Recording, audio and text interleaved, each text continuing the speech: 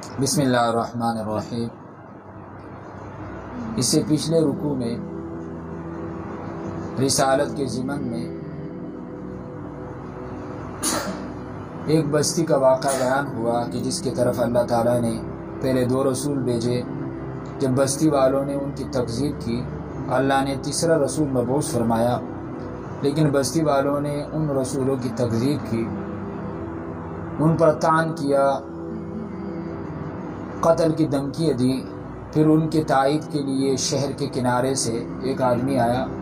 ان بستی والوں نے ان کو بھی قتل کیا۔ تفصیل کے ساتھ ان کا واقعہ بیان ہوا۔ اس واقعہ کو بیان کرنے کے بعد اللہ نے فرمایا، یا حسرتن علی العباد، کہ بندوں پر افسوس ہے جب بھی ان کے پاس کوئی رسول آیا تو انہوں نے اس رسول کی تکذیب کی، ان کا مذاق اڑایا۔ پھر اللہ تعالیٰ نے اپنے قدرت کی نشانیاں بیان فرمائی۔ اس رکوع کے اندر اللہ تعالیٰ نے اپنے قدرت کے بہت سے نشانیاں بیان فرمائی، بلکہ سورہ یاسین کا زیادہ تر جو مضامین ہے وہ آیات قدرت پر مشتمل ہے۔ اللہ رب العزت نے اپنے قدرت کی نشانیاں بیان کر کے اس میں انسان کو غور و فکر کرنے کی دعوت دی، اور قدرت کے یہ آیات، یہ نشانیاں ایک طرف قیامت کی دلیل بھی بنتی ہیں، دوسری طرف اللہ تعالیٰ کی وحدانیت، اللہ کی قدرت انسان کے سمجھ میں آتی ہے کہ یہ سب کچھ کرنے والی اللہ کی ذات ہے۔ جس طرح اللہ تعالیٰ نے زمین کی مثال بیان فرمائی کہ کس طرح اللہ تعالیٰ مردہ زمین کو زندہ کرتے ہیں، اور اس میں طرح طرح کی چیزیں اللہ تعالیٰ اس سے اگاتا ہے جو انسانوں کے لیے، جانوروں کے لیے غذا بنتی ہیں۔ اور پھر اللہ تعالیٰ نے ہر چیز کے جوڑے بنائے ہیں، اس میں انسان ہے، جانور ہے، ہر چیز کے جوڑے ہیں، مختلف اقسام ہیں۔ جتنے جانور ہیں یا جتنی چیزیں ہیں، نباتات ہیں، اس میں بھی نر اور مادہ ہے، انسانوں میں بھی نر اور مادہ ہے، جانوروں میں بھی ہیں، پرندوں میں بھی ہیں۔ تو ہر چیز کے اندر نر مادہ بھی ہے اور ان کے مختلف انواع اور اقسام بھی ہیں۔ پھر اللہ نے رات اور دن کا تذکرہ کیا کہ کس طرح اللہ تعالیٰ نے یہ نہایت جو ہے مضبوط نظام قائم کیا ہے۔ چاند اور سورج کا تذکرہ ہوا کل کے درس میں کہ اس میں بھی اللہ تعالیٰ کی قدرت کی کتنی بڑی نشانیاں ہیں۔ اللہ تعالیٰ نے سورج کے لیے ایک رفتار، ایک مدار مقرر کیا ہے۔ سورج اپنے اسی مدار میں اسی رفتار سے چل رہا ہے، اس کے رفتار میں ذرا برابر بھی کمی نہیں آتی۔ سورج کا یہ مجال نہیں ہے کہ رک جائے یا اس کے رفتار میں کمی بیشی ہو جائے۔ اسی طرح چاند کے لیے جو منزلیں مقرر ہے، چاند بھی اپنے منزلوں میں چل رہا ہے۔ جب تک اللہ کو منظور ہوگا تو یہ نظام اس طرح چل رہا ہوگا، اور جب اللہ کو منظور نہیں ہوگا تو یہ نظام ختم ہو جائے گا، قیامت قائم ہو جائے گی۔ تو اللہ تعالیٰ نے یہ قدرت کی نشانیاں بیان کر کے ماننے والوں کے لیے جنت کی خوشخبری دی، اور نہ ماننے والوں کے لیے اللہ تعالیٰ نے جہنم کی وعید سنائی ہے۔ ان آیات کریمہ میں اللہ رب العزت نے کفار اور مشرکین کے 2 مکالموں کا تذکرہ ہے جو ایمان والوں سے ہوا۔ پہلا مکالمہ، پہلی آیت میں تو اللہ تعالیٰ نے ان کی تردید فرمائی کہ جب بھی ان سے کہا جاتا ہے کہ اللہ سے ڈرو، اللہ کی نافرمانی نہ کرو، اس چیز سے ڈرو جو تمہارے آگے ہیں، جو تمہارے پیچھے ہے، تاکہ تم پر رحم کیا جائے۔ اب یہاں سے جو تمہارے آگے ہیں، اس سے مراد کیا ہے؟ اس سے ایک مراد تو یہ ہے کہ اس سے مراد کہ انسان کے آگے انسان کی موت ہے، اور موت کے بعد میدان محشر قائم ہوگا، پھر اس کے بعد حساب کتاب، پھر جزا سزا کے فیصلے ہوں گے۔ تو اللہ تعالیٰ فرماتے ہیں کہ موت سے اور اس کے آنے والے جتنے مراحل ہیں اس سے ڈرو اور اس کے لیے تیاری کرو، ایمان قبول کر لو، اس کے لیے تیاری کرو۔ اور پیچھے سے مراد دنیا ہے کہ انسان دنیا میں جو کچھ کرتا ہے، برا عمل اگر انسان کرتا ہے تو اس کے نتائج سامنے آنے والے ہیں، اس کا وبال انسان کے اوپر پڑے گا۔ تو ایک مطلب تو اس کے یہ ہے کہ جو آگے ہیں، آگے سے مراد موت ہے اور پیچھے سے مراد دنیا ہے۔ اور اس کا ایک مطلب مفسرین نے یہ بھی کیا ہے کہ اس سے مراد اللہ کا عذاب ہے، تمہارے آگے بھی، یعنی اس عذاب سے ڈرو جو تمہارے آگے آنے والا ہے اور جو پیچھے آنے والا ہے۔ یہ مطلب کیا ہے کہ وہ عذاب دنیا میں بھی آ سکتا ہے، اللہ کی نافرمانی سے بچو، اور اگر اللہ کی نافرمانی کرو گے تو دنیا کے اندر بھی اللہ کا عذاب آ سکتا ہے، اور آخرت میں عذاب کا آنا یہ تو یقینی ہے۔ تو فرمایا کہ اللہ کی نافرمانی نہ کرو، اللہ کے عذاب سے ڈر جاؤ۔ اور اسی طرح موت اور موت کے بعد آنے والے جتنے مراحل ہیں ان کے لیے تیاری کرو، اس سے ڈر جاؤ۔ اور پیچھے سے مراد دنیا ہے کہ دنیا پر اس طرح فریفتہ نہ ہو کہ دنیا ہی میں تم گم ہو جاؤ، دنیا ہی میں کھو جاؤ۔ اللہ کی نافرمانی سے بچو تاکہ تم پر رحم کیا جائے۔ اور فرمایا اللہ تعالیٰ نے ان کی سرکشی کا تذکرہ کرتے ہوئے فرمایا کہ جب بھی ان کے پاس کوئی نشانی آتی ہیں اللہ کی نشانیوں میں سے، ان کے رب کی نشانیوں میں سے، تو یہ اس سے اعراض کرتے ہیں۔ اب نشانیوں میں سے مراد معجزہ بھی ہیں، اللہ کا حکم بھی ہیں، قدرت کی نشانیاں بھی ہیں۔ اب کتنی قدرت کی نشانیاں ہیں، لیکن انسان ان نشانیوں کو دیکھتا ہے لیکن اس سے اعراض کرتا ہے، اس سے عبرت نہیں پکڑتا، ایمان قبول نہیں کرتا۔ اب اس صورت میں اللہ تعالیٰ نے کتنی نشانیاں بیان کی، پچھلی 2-3 درسوں میں تفصیل کے ساتھ، یہ اللہ کے قدرت کی نشانیاں ہیں۔ اس کے علاوہ معجزہ بھی دیکھتے ہیں، نبی کے ہاتھ پہ معجزہ ظاہر ہوتا ہے لیکن پھر بھی یہ ایمان نہیں لاتے، اعراض کر لیتے۔ اب مشرکین نے کتنے معجزے دیکھے حضور اکرم صلی اللہ علیہ وسلم نے، حدیث کے اندر آتا ہے اب صلی اللہ علیہ وسلم ایک باغ میں تھے، حضرت عبداللہ بن عباس رضی اللہ تعالیٰ عنہ فرماتے ہیں ایک شخص آیا، کہنے لگا اب اللہ کے رسول ہے، ہمیں کیسے معلوم ہوگا کہ اب اللہ کے رسول ہے، آپ کی صداقت کی کیا نشانی ہے؟ آپ صلی اللہ علیہ وسلم نے ارشاد فرمایا اگر یہ سامنے سے کھجور اور کھجور کا جو خوشہ ہے یا اگر میری نبوت کی گواہی دے دے تم ایمان لے آؤ گے؟ اس نے کہا ہاں میں ایمان لے آؤں گا۔ حدیث کے اندر آتا ہے آپ صلی اللہ علیہ وسلم نے کھجور کے جو خوشہ تھا اس کی طرف اشارہ کیا، وہ خوشہ آیا اور نبی علیہ السلام کے گود میں گرا، پھر آپ صلی اللہ علیہ وسلم نے حکم دیا وہ جا کر اس درخت کے ساتھ جڑ گیا۔ آپ دیکھو یہ نبی علیہ السلام کا کتنا بڑا معجزہ ہے۔ اسی طرح ایک شخص نے کہا ہے کہ عربی دیہاتی نے کہا اب اللہ کے رسول ہے، اس بات کی کیا نشانی ہے، آپ کی صداقت کی کیا دلیل ہے؟ سامنے کیکر کا درخت تھا، وہ آپ صلی اللہ علیہ وسلم نے اس کو بلایا، وہ زمین کو چیرتا ہوا نبی علیہ السلام کے پاس آیا اور آپ صلی اللہ علیہ وسلم نے ان سے گواہی طلب کی تو اس درخت نے 3 مرتبہ گواہی دی کہ اب اللہ کے رسول ہے، اب اللہ کے رسول ہے۔ اور وہ مشہور واقعہ ہے کہ عربی نے گوشت شکار کی تھی، آ کر کہنے لگا، اس نے پیچھے اونٹ کے ساتھ وہ باندھا ہوا تھا، تو آ کر کہنے لگا اب اللہ کے نبی ہیں، اس بات کی کیا نشانی ہے؟ اور کہنے لگا اس وقت تک میں آپ کی نبوت کو تسلیم نہیں کروں گا جب تک کہ مردہ گو گواہی نہ دے۔ تو آپ صلی اللہ علیہ وسلم نے اس گو کو خطاب کیا، یہ بھی آپ صلی اللہ علیہ وسلم کا بہت بڑا معجزہ ہے۔ آپ نے فرمایا یا غب اے گو، تو اس نے فصیح عربی زبان میں جواب دیا لبیک و سعدیک یا زین من وافا یوم القیامہ، کہ اللہ کے نبی میں حاضر ہوں، یہ وہ ذات جس سے اللہ تعالیٰ قیامت کے دن کو مزین کرے گا، میں حاضر ہوں۔ آپ صلی اللہ علیہ وسلم نے ارشاد فرمایا من تعبد، تو کس کی بندگی کرتا ہے، تو کس کی عبادت کرتی ہے؟ تو وہ کہنے لگا میں اس کی عبادت کرتی ہوں اس ذات کی، کہ فرمایا کہ جس کا عرش آسمانوں میں ہے، وہ سلطان ہو وہ فی الارض سلطان ہو، اور جس کی بادشاہی زمین میں ہے، جس کا عرش آسمانوں پر ہے اور جس کی بادشاہی زمین میں ہے، وفی البحر سبیل ہو، اور جس نے دریا میں راستے بنائے ہیں، اور جس نے جنت کو رحمت کی جگہ بنائی ہے اور جہنم کو عذاب کی جگہ۔ اب صلی اللہ علیہ وسلم نے دوسرا سوال سے کہا کہ میں کون ہوں؟ تو وہ نے کہا انت رسول رب العالمین وخاتم النبیین، اب رب العالمین کے رسول ہے اور صرف رسول نہیں ہے بلکہ خاتم النبیین ہے۔ قد افلح من صدقک، جو تیری تصدیق کرے گا وہ کامیاب ہو گیا، وقد خاب من کذبک، اور جو تیری تکذیب کرے گا وہ ناکام ہوگا۔ اس دیہاتی نے پہلے تو وہ کہنے لگا کہ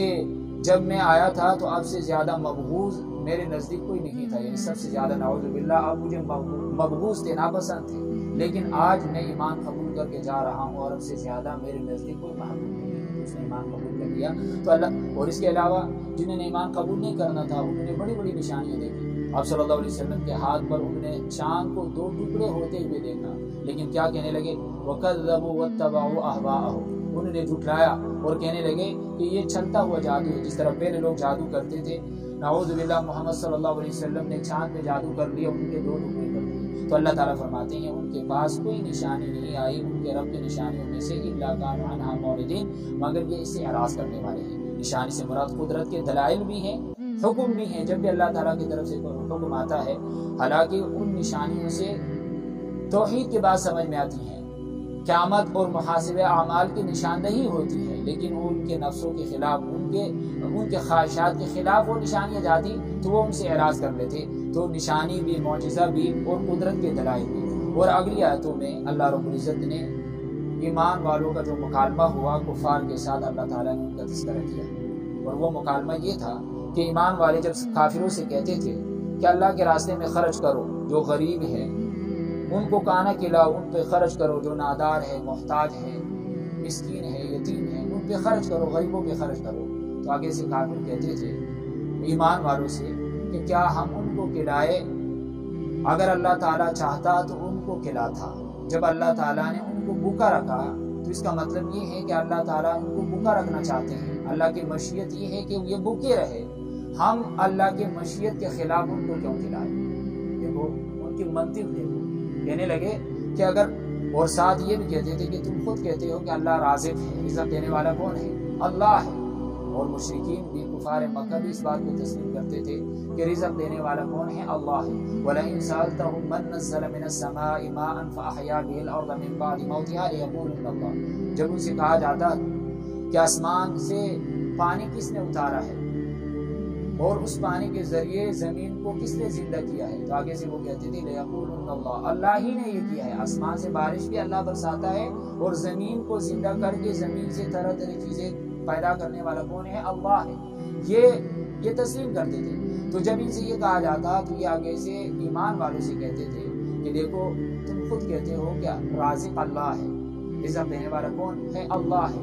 اگر ہم ان غریبوں کو رزق یعنی کھلائیں گے تو اس کا مطلب یہ ہے کہ تم ہمیں رازق سمجھتے ہو، حالانکہ رزق دینے والا تو اللہ ہے۔ تم سری گمراہی میں ہو، ہمیں جو یہ کہہ کر کہ غریبوں پہ خرچ کرو ان کو دو۔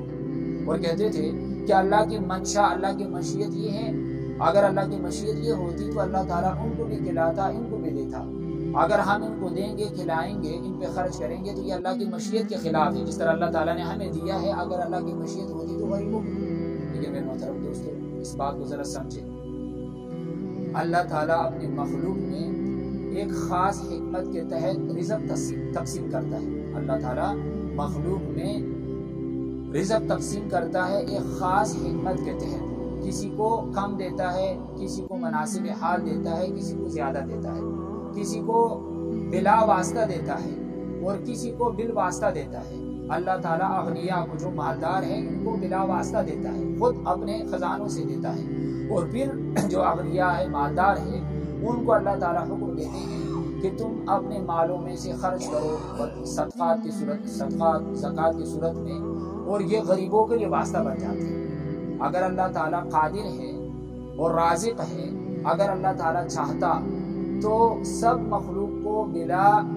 واسطہ رزق دیتا، جس طرح اللہ تعالیٰ باقی درندوں کو دیتا ہے، اس طرح انسانوں کو بھی دیتا، مالداروں کو درمیان میں واسطہ نہ بناتا۔ جس طرح اللہ تعالیٰ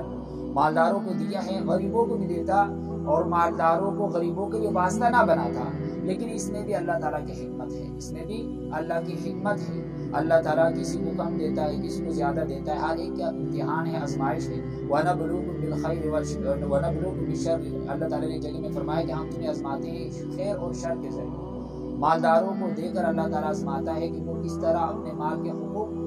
کو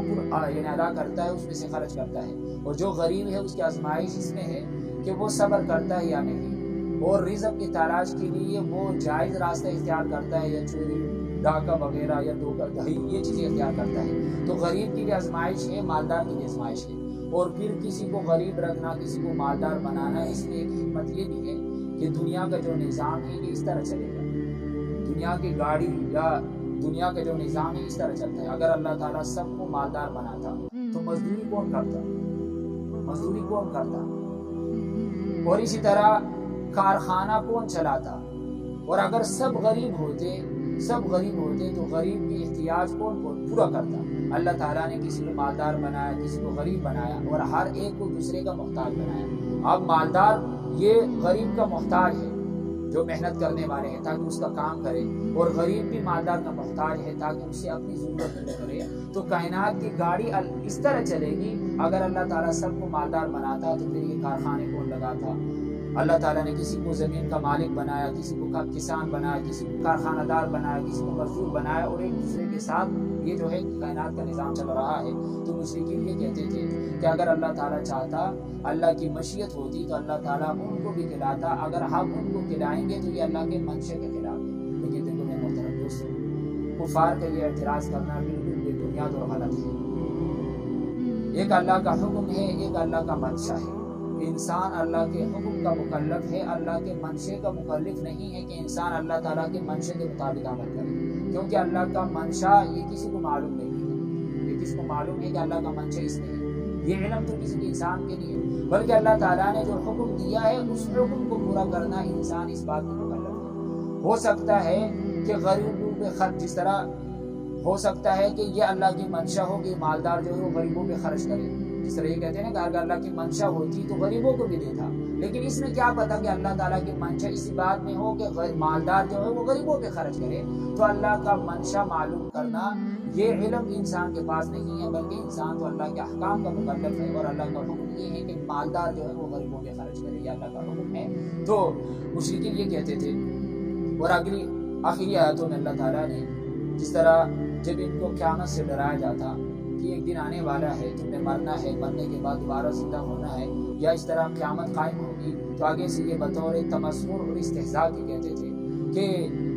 یہ وعدہ کب پورا ہوگا، قیامت کب آئے گی، اس کی تاریخ کیا ہے، کس تاریخ کی کون سا دن ہوگا، کس سال کون سی تاریخ ہوگی، اس طرح کے یہ بطور استہزاء اور تمسخر کے یہ سوال کرتے تھے۔ تو اللہ تعالیٰ نے اس کے قرآن کریم کے مختلف مقامات پر اس کا جواب دیا ہے۔ یہاں پر بھی اللہ تعالیٰ نے اس کا جواب دیا کہ یہ قیامت کے بارے میں پوچھتے ہیں، لیکن وہ تو ایک ہی آواز ہوگی، ایک ہی چیخ ہوگی، اور اس وقت یہ سب کے سب فنا ہو جائیں گے، اور قیامت آئے گی، اچانک آئے گی، لا تأتیکم الا بغتہ، قیامت آئے گی، اچانک آئے گی، اور اللہ تعالیٰ نے اس کا علم کسی کو نہیں دیا۔ عقل مند کا یعنی عقل مندی کا یا عقل مند کا کام یہ ہے کہ وہ جب قیامت کے بارے میں سنے تو اس ایمان لے آئے، اس کے لیے تیاری کرے۔ اب اس کی تحقیق کرنا کہ کب آئے گی، کیسے آئے گی، اس میں اپنا وقت ضائع نہ کرے۔ اور اللہ تعالیٰ فرماتے ہیں کہ یہ انتظار نہیں کرتے مگر ایک ہی چیخ کی، یعنی ایک چیخ کا۔ اللہ رب العزت کو قیامت قائم کرنے کے لیے بڑا لشکر بھیجنے کی ضرورت نہیں ہے، بلکہ ایک چیخ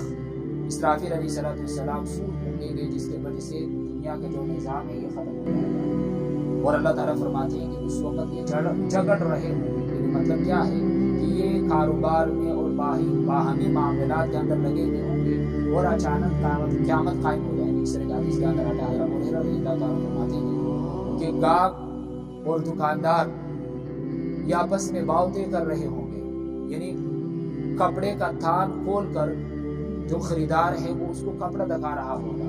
اور ابھی آپس میں معاملہ طے نہیں ہو پائے گا کہ اس وقت قیامت قائم ہو جائے گی۔ حدیث کے اندر آتا ہے ایک آدمی اپنے اونٹنی کا دودھ نکال کر گھر کی طرف جا رہا ہوگا، ابھی اس کو استعمال میں نہیں لائے گا کہ قیامت قائم ہو جائے گی۔ ایک آدمی گھر سے باہر ہوگا، گھر کی طرف آ رہا ہوگا، قیامت قائم ہو جائے گی، گھر کے اندر داخل نہیں ہو سکے گا۔ اس طرح کا آدمی نوالا توڑ کر منہ کی طرف لے جا رہا ہوگا، ابھی حلق سے نیچے نہیں جائے گا کہ قیامت قائم ہو جائے گی۔ تو فرمایا قیامت اچانک آئے گی، اور فرمایا اس وقت کسی کو سنبھلنے کا موقع بھی نہیں ملے گا، اتنا موقع بھی نہیں ملے گا کہ کوئی آدمی وصیت کر سکے کہ میرے بعد میرے مال کو اس طرح خرچ کرنا، یہ کام کر دینا، یہ ضروری ہے، جس طرح آدمی وصیت کرتا ہے۔ فرمایا وصیت کرنے کا موقع بھی نہیں ملے گا، اور گھر میں جانے کا، اپنے گھر کے پاس لوٹ کر آنے کا موقع بھی نہیں ملے گا۔ اگر آدمی گھر سے باہر ہے تو اتنا موقع اس کو نہیں ملے گا کہ گھر میں جاؤ، سنبھلنے کا موقع بھی نہیں ملے گا۔ تو مشرکین یہ کہتے تھے کہ یہ وعدہ کب پورا ہوگا، تو اللہ تعالیٰ نے اس کا جواب یہ دیا ہے کہ یہ انتظار نہیں کرتے مگر ایک ہی چیز کا، اور وہ چیز کیا ہے، اسرافیل علیہ السلام سے مراد نفخہ اولا مراد ہے۔ اور اگلی آیتوں میں انشاءاللہ کل کے درس میں آئے گا کہ اس کے بعد جب دوبارہ اسرافیل علیہ السلام سور میں پھونکیں گے تو اس وقت مردے جو ہے وہ قبروں سے زندہ ہو کر میدان محشر کی طرف جمع ہوں گے۔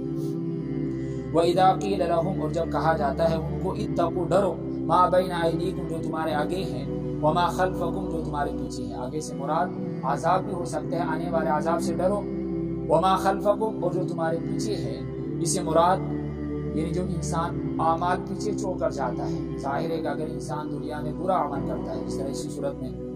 جس طرح اللہ تعالیٰ فرماتے ہیں وَنَكْتُبُ مَا قَدَّمُوا وَآثَارَهُمْ، کہ انسان جو کچھ عمل کرتا ہے اس کو لکھا جاتا ہے، اور جو آثار وہ پیچھے چھوڑ جاتا ہے ان کو بھی لکھا جاتا ہے۔ اگر انسان کسی برے عمل کا کوئی ایجاد کرتا ہے، اس کے جتنے نتائج اور آثار ظاہر ہوں گے، اس کا وبال اس عمل کا، یعنی جس نے اس عمل کو ایجاد کیا یا اس عمل کو شروع کیا ہے، اس کا وبال اسی پر پڑے گا۔ تو فرمایا کہ اس جب ان سے کہا جاتا ہے کہ ڈرو اس چیز سے جو تمہارے آگے ہیں جو تمہارے پیچھے ہیں لعلکم ترحمون تاکہ تم پر رحم کیا جائے وما تاتیہم اور نہیں آتی ان کے پاس کوئی نشانی من آیات ربہم ان کے رب کی نشانیوں میں سے الا کانوا عنہا معرضین مگر وہ اس سے اعراض کرتے ہیں وہ موڑ لیتے ہیں ان کو ماننے کے لیے تیار نہیں ہوتے اس سے قدرت کی نشانیاں بھی ہیں معجزات بھی ہیں دلائل بھی ہیں وَإِذَا قِيلَ لَهُمْ اور جب ان سے کہا جاتا ہے انفقوا خرچ کرو مما اس میں سے رزقکم اللہ جو دیا اللہ تعالیٰ نے تم کو قال الذین تو کہتے ہیں کافر لوگ للذین آمنوا ان لوگوں سے جو ایمان لائے یعنی کافر لوگ ایمان والوں سے کہتے ہیں انطعموا کیا ہم کھلائے من لو یشاء اللہ اطعما اگر اللہ تعالیٰ چاہتا اطعمہ ان کو کھلاتا یعنی جب اللہ تعالیٰ نے ان کو غریب رکھا ان کو نہیں دیا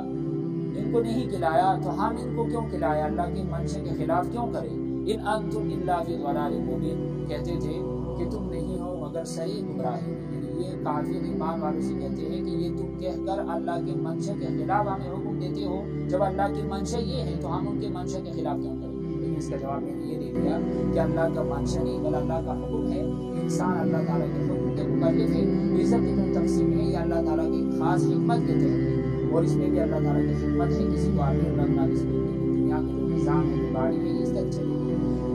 اللہ تعالیٰ کی اس حکمت پر یا تقسیم رزق پر اعتراض کر کے یہ خود کیا ہے صحیح گمراہی کے اندر ہے وَيَقُولُونَ اور کہتے ہیں متا کب ہوگا هَذَا الْوَعْدُ یہ وعدہ کب پورا ہوگا تو تم یہ کہتے ہو کہ قیامت آئے گی یہ کب پورا ہوگا ان کو تم صادقین اگر تم سچے ہو اللہ تعالیٰ نے اس کا جواب یہ دیا ما ينظرون یہ انتظار نہیں کرتے الا صيحة واحدہ مگر ایک چیخ کا تأخذهم جو ان کو پکڑے گی وهم يخصمون اس حال میں کہ آپس میں جھگڑ رہے ہوں گے جھگڑنے سے مراد آپس کے معاملات میں کاروبار میں یہ لگے ہوئے ہوں گے اس طرح حدیث میں عرض کر دی کہ بائع اور مشتری خریدنے والا اور بیچنے والے آپس میں معاملات آپس میں طے کر رہے ہوں گے لیکن ابھی معاملہ طے نہیں ہو پائے گا اس وقت قیامت قائم ہو جائے گی فلا يستطيعون سنبھلنے کا موقع کو نہیں ملے گا فلا يستطيعون یہ طاقت نہیں رکھیں گے توصیتاً وصیت کرنے کی یعنی ان کے پاس اتنی مہلت بھی نہیں ان کو نہیں ملے گی کہ یہ وصیت کر سکے ولا الى اهلهم اور نہ ہی اپنے گھر والوں کی طرف یرجعون لوٹ سکیں گے اتنا موقع بھی نہیں ملے گا کہ گھر سے اگر باہر ہے تو گھر میں جا کر اپنے گھر والوں کے پاس پہنچ سکے اگر گھر سے باہر ہے تو وہی کے وہی دھیرے رہ جائیں گے جب اللہ کی گرفت آئے گی پھر انسان جہاں کہیں بھی ہو فوراً وہ اللہ کی گرفت میں آ جاتا ہے پھر وہ اللہ کی گرفت سے اللہ کی پکڑ سے بچ نہیں سکتا قیامت کا معاملہ بھی اس طرح ہے لا تأتیکم الا بغتۃ اچانک آئے گی اللہ تعالیٰ نے عمل کرنے کی توفیق الحمدللہ رب العالمین والصلاة والسلام علی سید الانبیاء والمرسلین ربنا ظلمنا انفسنا وان لم تغفر لنا وترحمنا لنكونن من الخاسرین ربنا آتنا فی الدنیا حسنہ وفی الآخرۃ حسنہ وقنا عذاب النار یا ارحم الراحمین یا اللہ ہمارے سبیل گناہوں کو معاف فرما ہر قسم کی شرور سے حفاظت فرما نفس اور شیطان کے مکروہ سے حفاظت فرما قرآن پڑھنے سمجھنے اس پر عمل کرنے کی توفیق عطا فرما یا اللہ بیماروں کی صحت عطا نصیب فرما یا اللہ ہماری جسمانی روحانی بیماری ختم فرما یا اللہ جسمانی روحانی صحت نصیب فرما یا اللہ نفس اور شیطان کے مکروہ فریب سے ہر قسم کی شرور سے اللہ امت مسلمہ کی حفاظت فرما یا اللہ دین پر چلنا آسان فرما دین پر استقامت نصیب فرما مسلمان دنیا سے جا چکے ہیں رب مغفرت فرما کہ قبروں کا نور سے منور فرما یا اللہ خاتمہ بالایمان فرما موت کے وقت علم نصیب فرما وصلی اللہ تعالی علی خیر خلقہ محمد وعلی آلہ وصحبہ اجمعین برحمتک